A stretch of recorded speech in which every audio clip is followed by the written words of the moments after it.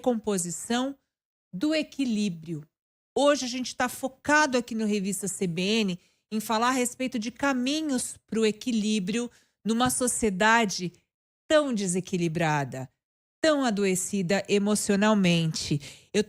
Vou falar agora, tenho a alegria de conversar agora com um super especialista que está lançando o livro Razão e Prática, olhares terapêuticos sobre o significado e o uso das palavras nesse contexto terapêutico mesmo. Inclusive tem aqui esse livro super bacana aqui, o prefácio do professor Pasquale Cipro Neto, nosso queridíssimo aqui. Janena Barros está vibrando aqui com esse fato. E a gente conversa agora com o autor de Razão e Prática, o Dr. Júlio Pérez, neurocientista, é uma referência nacional e internacional em manejos terapêuticos que favorecem a saúde mental e a qualidade de vida. E ele vai contar um pouquinho para a gente por que condensar esse conteúdo num livro falando a respeito do uso das palavras, o uso terapêutico das palavras. Dr. Júlio Pérez, boa tarde.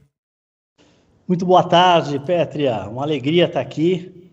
Muito obrigado pelo convite, uma honra. Honra toda nossa.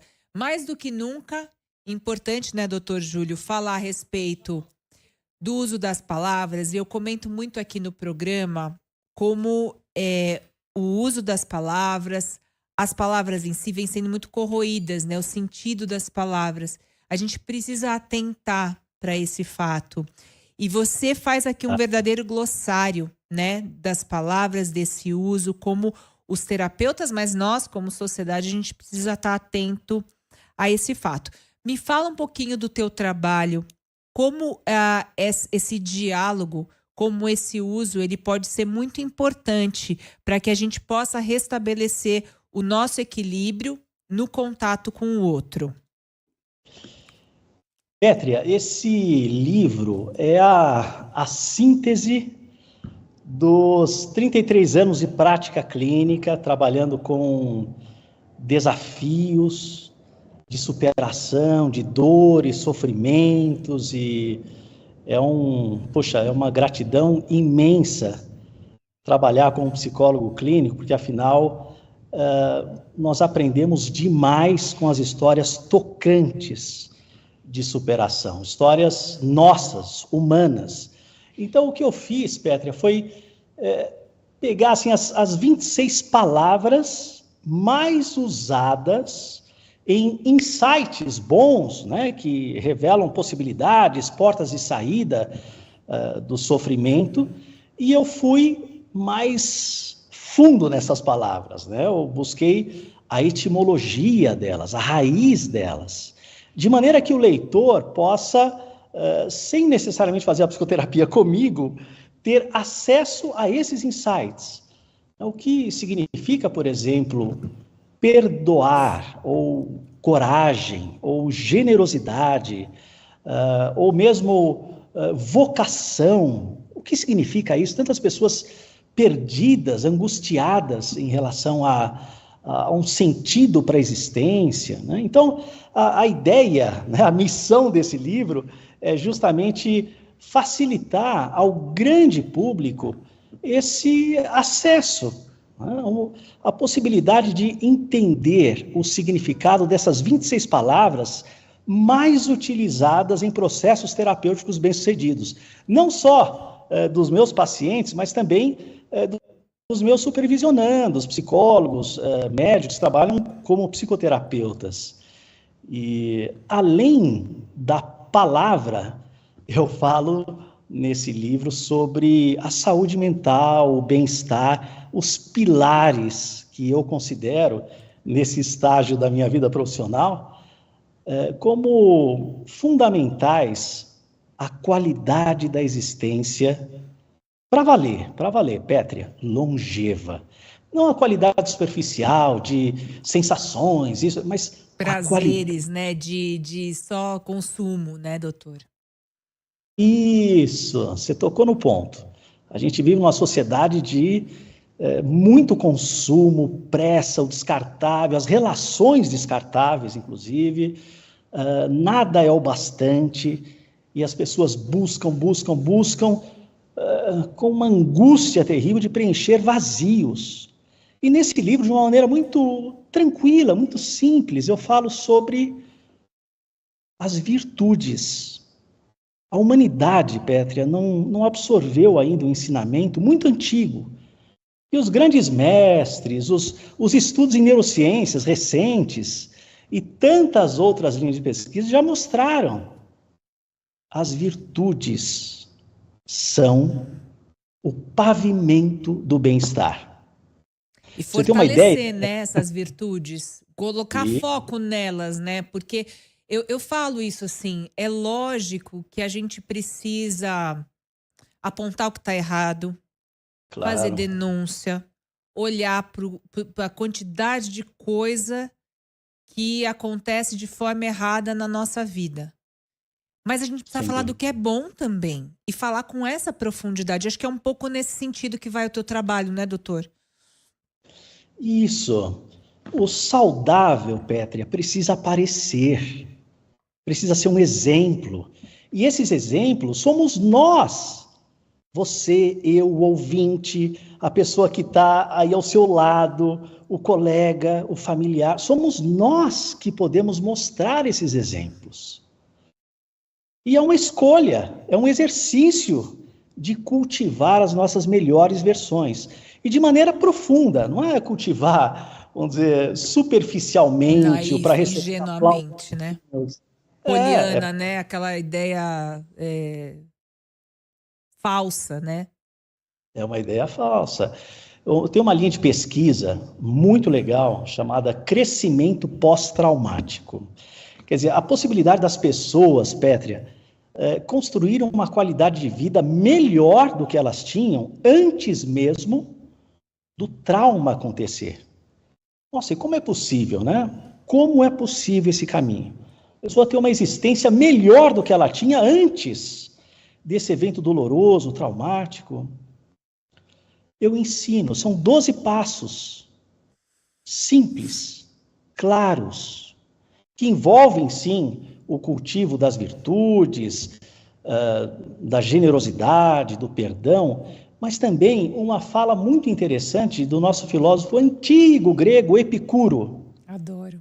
Nada será o bastante para quem considera pouco o suficiente. Então, você acabou de tocar no ponto, né? Quer dizer, essa coisa do consumo, né? A nossa sociedade adoece um número incrível de pessoas que se perde nesses mandatos superficiais. Então, para que é muito sedutor, né? Eu vejo um monte de gente na internet, inclusive assim, né? Que é super adepto, né? De uma vida ou que deseja, né, uma vida com qualidade, mas que cai facilmente nessas teorias frágeis de prosperidade e tal, né, esses discursos de rede social que hoje faz um baita sucesso, como se isso fosse felicidade, e se esquece muito do cultivo da vida interior, né, do cultivo do jardim interior, porque é ele que vai garantir, né, doutor, uma qualidade de vida independente do que tiver fora. Bom ou isso, ruim, rico ou pobre, e whatever, né? Seja. isso. Mas o cultivo dessa vida interior, como é que você entende e o uso dessas palavras que você propõe, doutor, como é que você consegue fazer o cultivo dessa vida, desse jardim interior, para uma vida que seja significativa, independente das intempéries? Isso é possível? Claro que sim, é possível. Por exemplo, um dos principais fatores, Pétria, o aplauso é interno. São atitudes silenciosas. Não são atitudes egóicas que buscam, o popularismo. Né? Nossa, que atitude legal, isso. Cuidar do jardim, como você bem colocou, é um cuidar silencioso, singelo, dia após dia, e que transborda essa qualidade, esse sentimento suave, pacífico na relação com o entorno. As relações hoje são muito belicosas, as pessoas por qualquer coisa estão gritando, conflito, como se fosse o time de lá contra o time de cá. Esse cultivo do jardim interno, em atitudes suaves, delicadas, né? Uma das palavras que tem no livro é a nuance. O que é a nuance? Essa palavra tem a etimologia francesa, que é a delicadeza, é o detalhe que faz toda a diferença. E esse detalhe que faz toda a diferença tem a ver com a sua relação com você mesma. E essa relação é que transborda para o entorno. Isso é muito legal, porque é sempre de dentro para fora. As pessoas estão olhando muito para fora. No entanto, nós construímos sobre o que temos e não sobre o que nos falta. Então, essa construção dioturna, especialmente na relação comigo mesmo e com os próximos mais próximos, favorece assim aos poucos, não é mágica, uma qualidade para a existência que de verdade vale a pena, né? E os estudos populacionais, estudos sobre bem-estar, felicidade, mesmo estudos em neurociências, né, mostram que quem de verdade faz o bem tem um sentimento sincero em querer o bem, reverbera o bem-estar. Que bonito, gente. São tantas palavras lindas no livro que eu acho que só de você poder ler e navegar por elas, por meio do trabalho do Dr. Júlio, que é psicólogo, é neurocientista, tem aí mais de 30 anos na clínica e entendendo o valor de certas palavras nesses processos terapêuticos, é muito bonito você navegar pelas palavras do livro. Agora, eu não sei porquê, mas eu quero te perguntar, eu tô com essa palavra o tempo inteiro nessa nossa conversa, doutor. Sim. E eu queria que talvez a gente falasse um pouquinho dela, talvez sirva aí para alguns dos nossos ouvintes do que estão sentindo, do que estão passando. Uma das palavras que você traz aqui é a resiliência. Palavra importante para os nossos dias, né? Muito, muito importante. Obrigado pela deixa aí, Pétria. Eu gosto muito das suas entrevistas porque você levanta a bola certa no momento certo, né? E a resiliência é um termo que vem da física.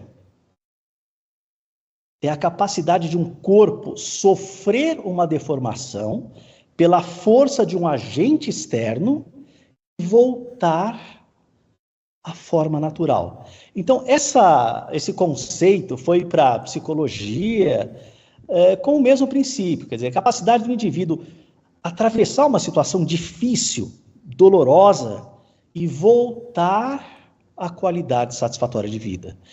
No entanto, alguns equívocos merecem muita atenção, né? As pessoas saem falando, não, você tem que ser resiliente, e super resiliente, pensamentos positivos, e vamos, tal, não sei o que lá.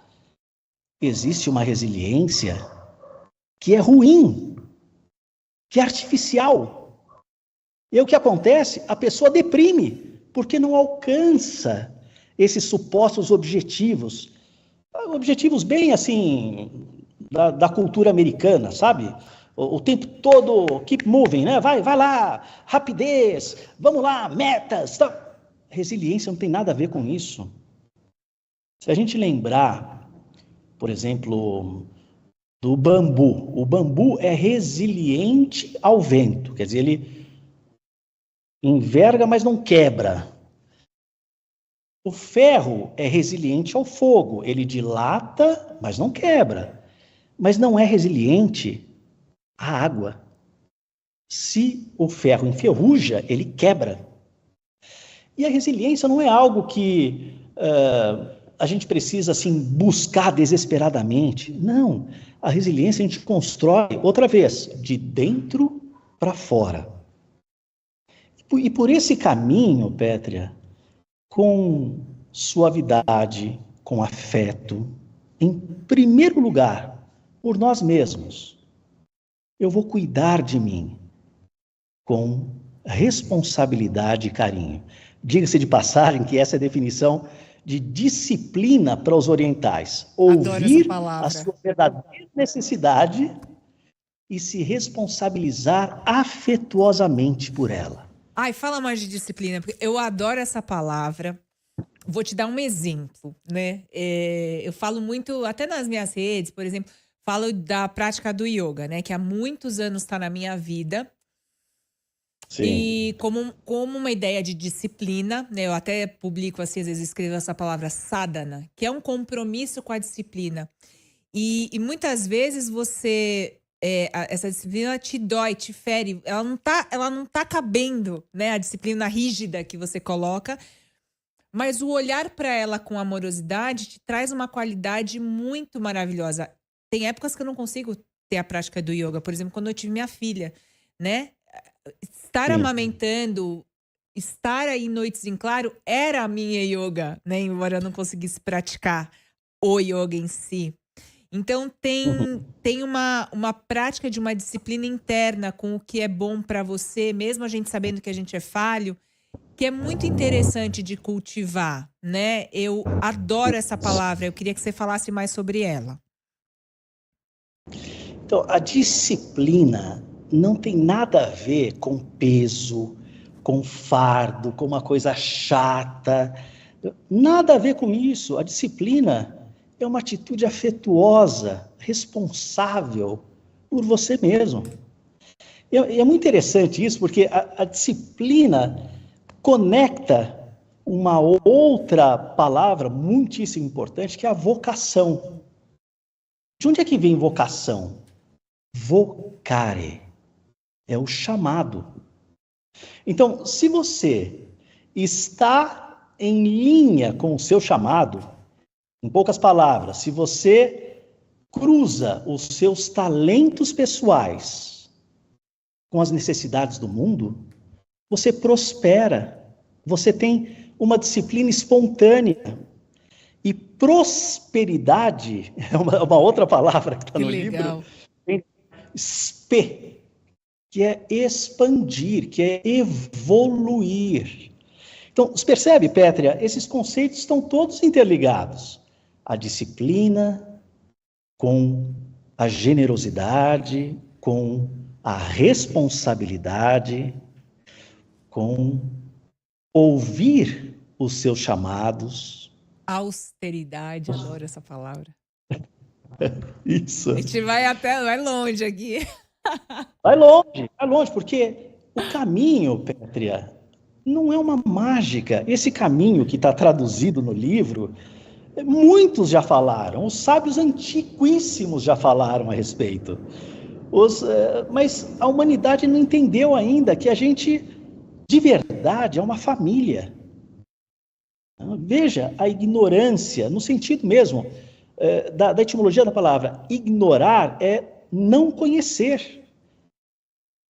Quer dizer, se você ataca um país, desconsiderando que essas pessoas são da sua família, a guerra é a pior das ignorâncias e que a humanidade continua perpetuando.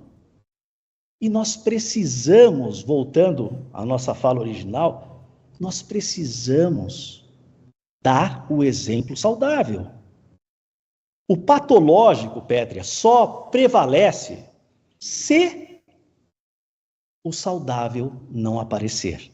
Se o saudável aparecer e a gente consegue uma massa crítica, né? Quer dizer, 1 mais 1 mais 1, potencializando, multiplicando, o patológico desaparece. Maravilhoso. E é essa a nossa missão. É essa a nossa missão. Razão e prática, olhares terapêuticos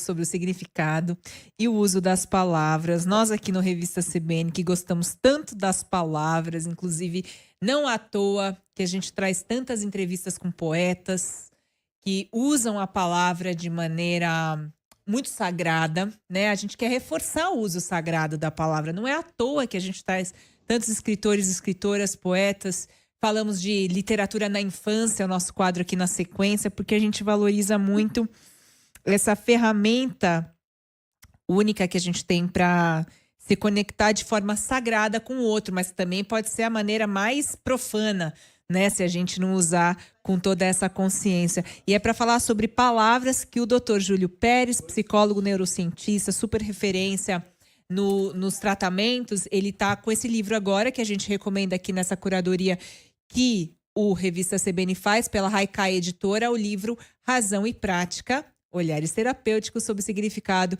e o Uso das Palavras. Que conversa linda e inspiradora, doutor. Muito obrigada. E sucesso com o seu livro, que muitas pessoas possam se beneficiar desse caminho para dentro, por meio das palavras. Obrigada, tá?